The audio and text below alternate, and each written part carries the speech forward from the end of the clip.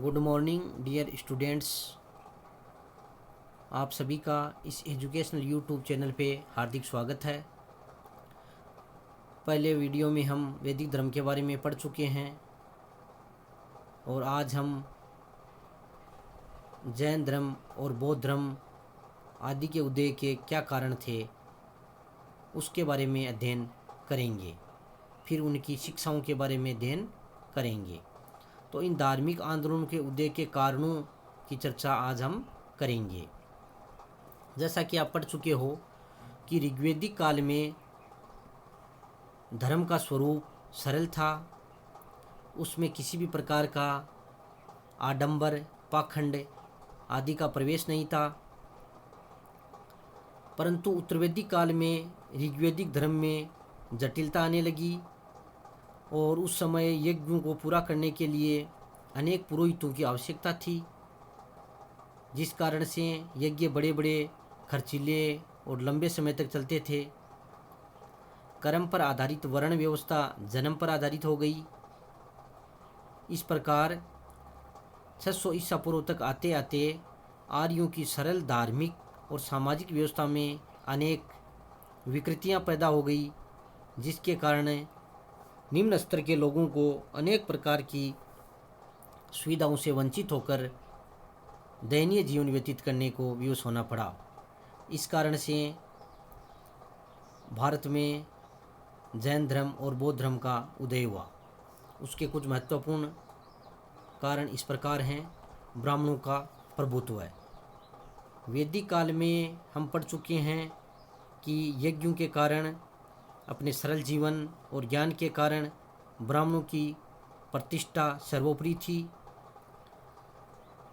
वह पूजा पाठ के द्वारा उन्हें संपूर्ण समाज में श्रद्धा की दृष्टि से देखा जाता था। यज्ञों तथा धार्मिक कर्मकांडों की संख्या बढ़ने के साथ साथ ब्राह्मणों की सर्वोच्चता भी समाज में थी, जिसके कारण अन्य वर्गों में उनके खिलाफ आक्रोश था और ये जैन धर्म और बौद्ध धर्म का उदय एक तरीके से ब्राह्मणों के प्रभुत्व के विरुद्ध प्रतिक्रिया थी। दूसरा कारण है बहुदेववाद।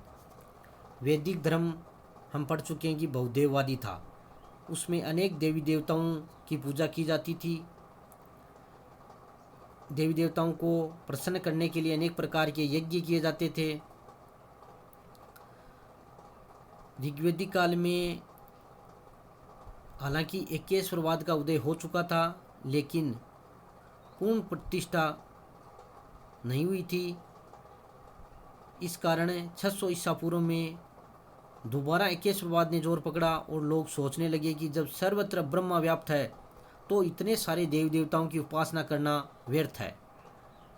उनका मानना था कि मनुष्य को अपनी उन्नति के लिए देवताओं पर निर्भर रहने की आवश्यकता नहीं है।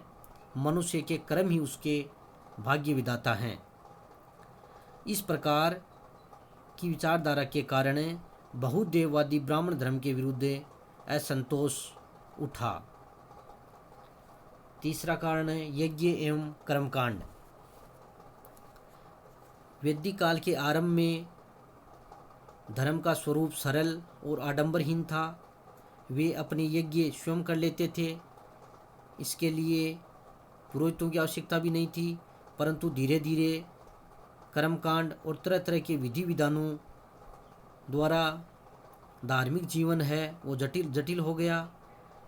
पुरोहितों का महत्व बढ़ा और पहले एक पुरोहित से काम चल जाता था, उसकी संख्या भी बढ़ चढ़ हो गई थी।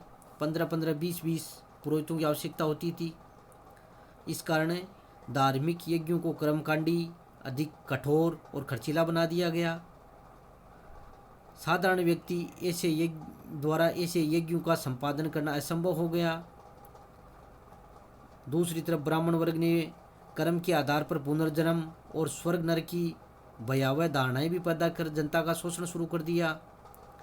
इस कारण सामान्य लोगों में विरोध की भावना पैदा हुई और 600 ईसा पूर्व में महावीर स्वामी तथा महात्मा बुद्ध ने धर्म के सरल स्वरूप को प्रस्तुत किया, जिससे लाखों की संख्या में उनके अनुयायी हो गए।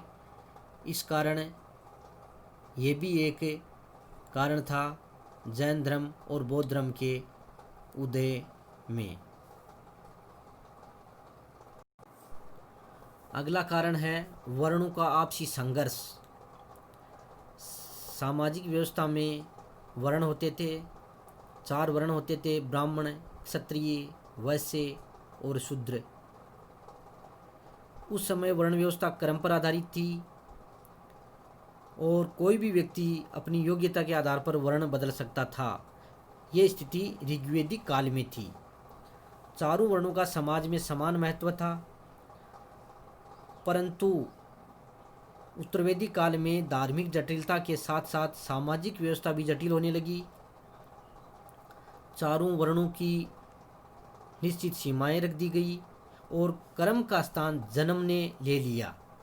तो इस कारण जिस वर्ण में जिस व्यक्ति का जन्म होता था उसी के अनुसार उसका वर्ण निर्धारित किया गया। और इस वर्ण व्यवस्था में ब्राह्मणों का स्थान सर्वोपरि था। ब्राह्मणों के पूजा पाठ यज्ञों के द्वारा उनकी समाज में सर्वोच्चता थी। परंतु बाद में क्षत्रियों को ब्राह्मणों की प्रभुता अखरने लगी। वे अपने आप को ब्राह्मणों से श्रेष्ठ मानने लगे, जिनके कारण ब्राह्मण और क्षत्रियों में भी आपसी संघर्ष हुआ। क्षत्रियों द्वारा ये चुनौती देने के कारण भारत में जैन धर्म और बौद्ध धर्म का मार्ग प्रशस्त कर दिया। वैश्य वर्ग के पास धन संपत्ति खूब होती थी, परंतु ब्राह्मण वर्ग उन्हें अपने बराबर सम्मान देने के लिए तैयार नहीं थे। इसलिए वैश्यों ने भी ब्राह्मणों के प्रभुत्व के विरुद्ध असंतोष उत्पन्न हो गया और उन्होंने क्षत्रिय वर्ण का साथ दिया। शूद्र की जहाँ की बात है कि शूद्र लोग वो उपेक्षित जीवन बिता रहे थे, यानी निम्न जीवन यापन करते थे। परंतु महावीर स्वामी और महात्मा बुद्ध ने एक नवीन धार्मिक एवं सामाजिक व्यवस्था प्रस्तुत की, जिसमें किसी भी प्रकार का वर्ण भेद नहीं था, जिसके कारण बौद्ध धर्म और जैन धर्म का उदय हुआ। इन धार्मिक आंदोलनों के उदय में कुछ अन्य कारण भी थे कि वैदिक काल में जो ग्रंथ होते थे वो संस्कृत भाषा में होते थे और संस्कृत भाषा को सामान्य व्यक्ति न समझ सकता था और न पढ़ सकता था। परंतु जैन धर्म और बौद्ध धर्म ने बोलचाल की भाषा प्राकृत और पाली को अपनाया, जिसके कारण भी जैन धर्म और बौद्ध धर्म को काफ़ी मान्यता मिली।